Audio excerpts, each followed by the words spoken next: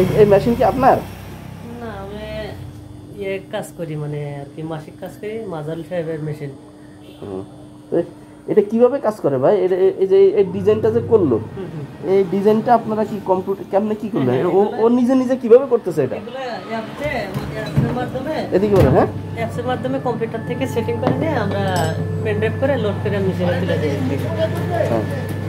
তারপর আমরা যখন এই পর্যন্ত যখন কাজ শেষ, অন্যতম করে আমরা আবার বিট লাগাতে কাজ হয়, মেশিনে কাজ করে সব। এই ডিজাইনটা কোথায় সেট করেন? যে কম্পিউটারে সেট করে আমরা এই যে এই জায়গায় মেশিনে ছেড়ে দিয়ে এমনি হয়ে যায়। এমনি হয়ে যায় না? জি। এই মেশিনটার দাম কত? এই মেশিনের মেশিনের দাম 8 লাখ টাকা। হ্যাঁ, 8 লাখ টাকা। 8 লাখ টাকা। এই যে ডিজাইনটা করলেন এই কাঠের উপরে, হ্যাঁ, জি জি। এই ডিজাইনটা করতে মানে কত লাগছে?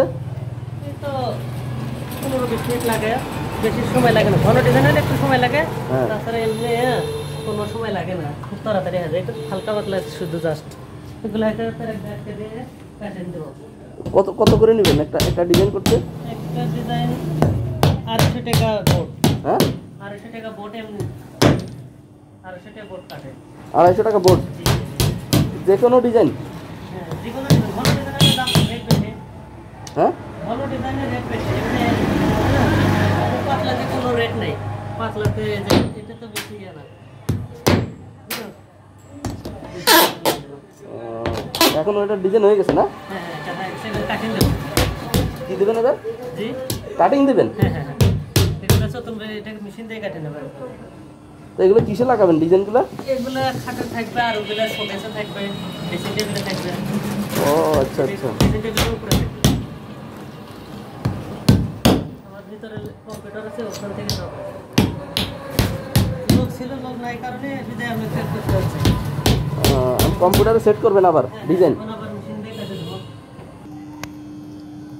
ডিজাইনটা কোথায়? ডিজাইনটা আমার কম্পিউটারে, এখানে জাস্ট এর মতো দেখা যাবে, কিন্তু এখন কাজ হবে ওইখানে। আধুনিক, কত আধুনিকতা! এটা এখন হইতেছে? হ্যাঁ হ্যাঁ।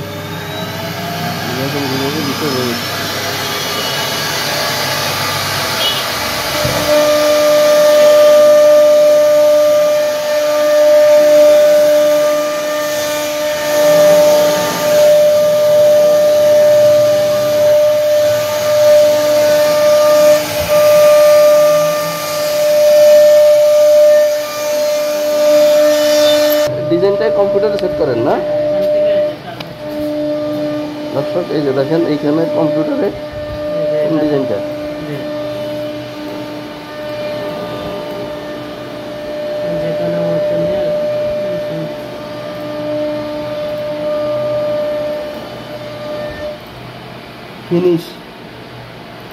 Finish date, start date